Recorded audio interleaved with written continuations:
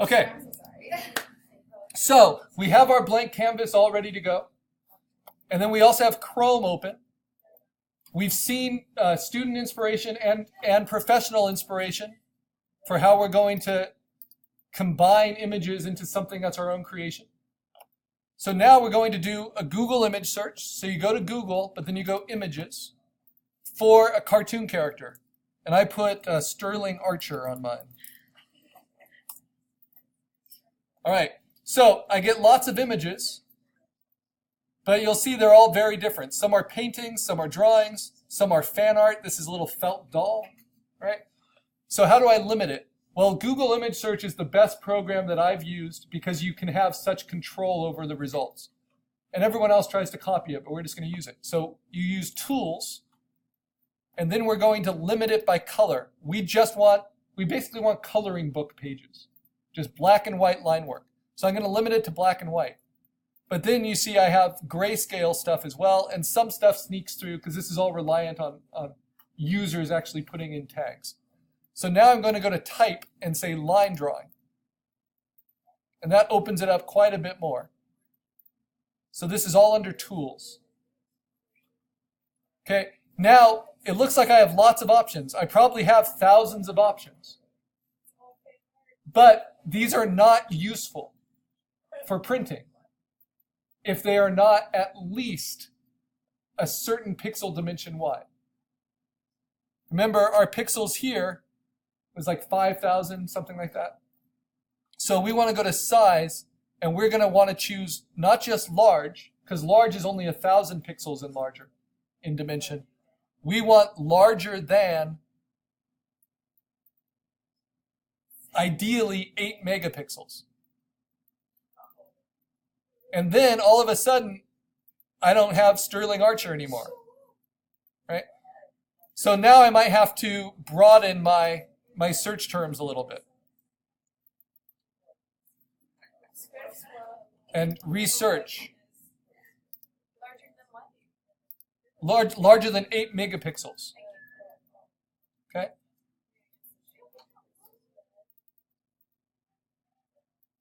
Now, that can break your heart, right? And this is an important lesson. I really wanted to do Sterling Archer. But yeah, you might have to change because it's more important that we have high quality pixels than it is that we have the exact artwork we wanted. Question? It needs to be line art. But no, it can be any kind of line art. So this is what's interesting. And this is important. So this teaches us about searching. There is not an unlimited supply of resources online for digital artists. Designers are adding to it all the time. But you might find that, I can't do Sterling Archer, but maybe I can do sperm whales. Right? Or maybe I can do... Yeah, I don't know. These are all done with tags. Maybe I want to do patent blueprint and schematic designs, Or I might just pick something else. I like Spider-Man quite a bit. He'd be my second choice. And yes, that has a lot more line art that I can use. Right? And actually, maybe I think, okay, what would I enjoy? Well, there's a My Little Pony movie coming out. Oh, there's lots there. So this is an important thing I want you to realize. While you are image searching, you are actually going to be getting inspired because you're going to have to problem solve sometimes. So I found My Little Pony, and then look, there's this cool dragon pony. And I realized, I like that. I'm going to open that in a new tab. And then I'm going to think, okay, dragons. Animated. Oh yeah, I can do a whole dragon theme thing. I can do Dragon Ball. So you have to find your way of getting something that's interesting. And we want 5 different resources of high quality line art that is at least 8 megapixels.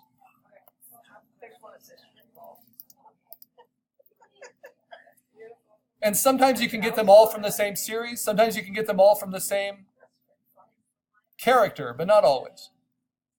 Oh, and then I have a Pokemon here, and I realize, oh yeah, there's got to be tons of Pokemon line art. So this is an evolving process.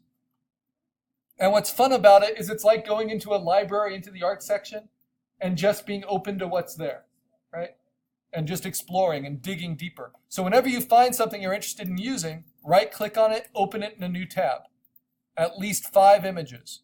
And I'm going to do a little bit more than 5 because honestly, we still have to check the quality of these images.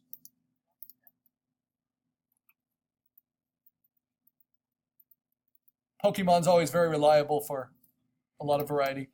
It reminds me of another game that I really like the designs of called Monster Hunter. And someone asked, does it need to be a cartoon character? And no, it can be any clean line work. So I've had people do this with shoe designs, with bullseyes from shooting ranges, anything that gives you clean black and white line work. Does it have to be PG-13? No. We are a college class, so in terms of censorship of your work, unless it's terribly offensive to a general public, you can make your own creative choices that way. I find a lot of sexy Pokemon. I think there's money to be made there. All right, so I've opened up several. Now, I didn't choose these because I just loved the image. I chose them because I thought they were an interesting shape. I'm thinking of them as collage elements. And because they were large enough and black and white line work. Okay, and some of them are cooler than others. But look at this one. For some reason, that doesn't look very good, right? So before we use them, I want you to go to each tab and then say View Image. And sometimes you'll get a broken link, and that means you're not going to be able to use it, right? And it's just because it's giving us a low-res, like ghost image from an old thumbnail. So you always want to check your references by going to View Image and making sure you can see it fully, right? And then you might be taken to other sites that are really useful as well.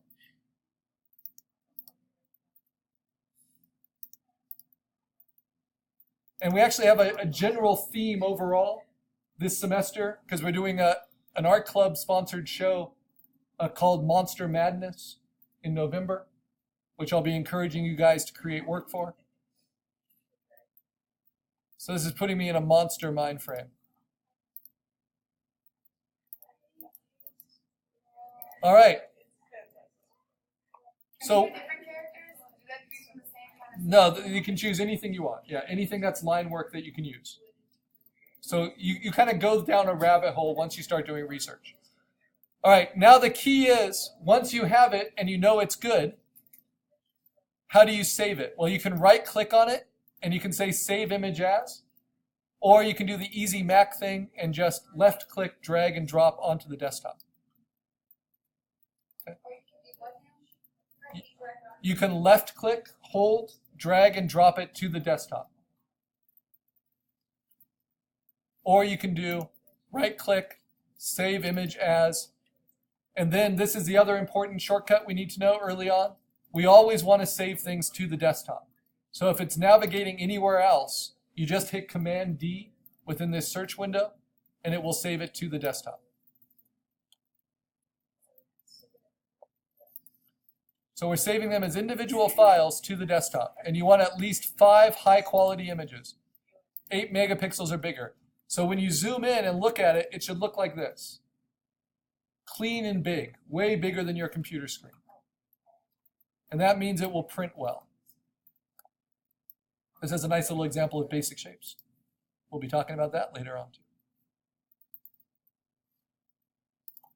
Notice I'm checking each one though. So this one isn't quite as clean, but it's still high resolution because this is a scan of ink from a vellum sheet instead of drawn digitally. But it's still good enough, it works. But you want to know what you're using. Just like if you were making a collage, you would try to choose from the best quality materials. Oh, that's beautiful. Very clean.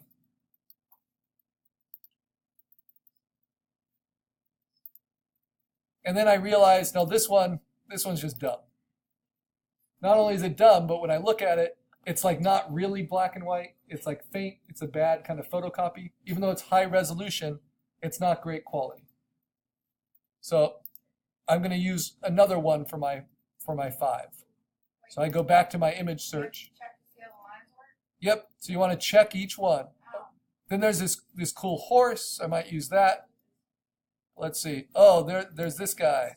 So you left click, and what happens if you left click on the image? It's bigger for me. So this is what I want you to do. I want you to have your search terms and your parameters.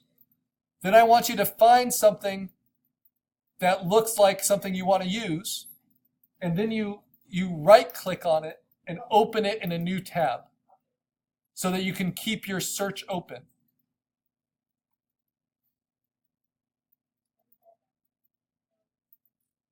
All right. And inspired by past student projects and Arturo Herrera, we want stuff that's recognizable and clean, but we're going to make it our own and kind of take away its recognizability. So to check it, click on View Image. And then you can see it at full resolution. And this is pretty good. All right, so now here's the other shortcut we'll use a lot, and I'll be repeating these things a lot. F11. If you hit F11, it will clear all your programs just momentarily and show you your desktop. Okay? That's how our computers are set up, which is really helpful because we save everything to our desktop. So I have now 1, 2, 3, 4, 5 images that I've checked the quality of. They're all good to go. Make sense? All right. So once you have that, you can minimize Chrome. Don't close it, just minimize it, because you'll have to log out and everything later. Now I'm going to shrink my Photoshop window. So I'm in Photoshop. I have my canvas. I'm going to zoom out with Command minus until it takes up about half my screen. Okay? Then I want to put my desktop images. Just think about how you would manipulate a sketchbook on a real desk. Hit F11. You can drag and drop your references over to one side. And this is how I want it set up. So you have Photoshop on one side. You have your references saved on the desktop. What this is like, and I'll come around and help you guys get here. This is like your workstation, right? You have your blank canvas ready to be collaged onto, but then what do you have on the other side of your desk? You have all your collage materials, but we haven't cut them out yet. So I'm going to pause there. All right, so we have our references, we have our canvas. We already know that our canvas is large enough, but nothing here shows us how large it is. So this is the other default setting we want in Photoshop. We want to hit Command R. Make sure you're in Photoshop.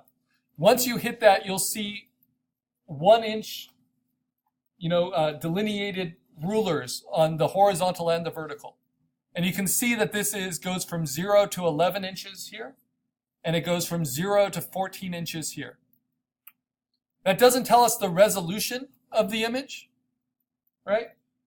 We could go to image and image size to get the actual pixels. If we remember, we know it's 350. But we do know how much memory this blank image takes up right now. And it's always a good idea to be looking at the memory. And you'll see that at the very bottom of the Photoshop window. So this document at its current state takes 54 megabytes. Just to remember these white pixels, it's right here. You'll see that it then has a slash, and then it says 0 bytes. And we're going to see how that changes as we bring images onto it. Okay, so how do I bring images on? On a Mac, it's very easy. And there's other ways to do this, but this is just the most direct. I'm going to click on one of my images, drag and drop it onto it. Now, we might get an error. I don't anticipate this, but this is something we can deal with. Could not place this file because an unknown invalid JPEG marker type is found. And that's because someone screwed up when they coded this image and put it online. So what you can do, if that is the case,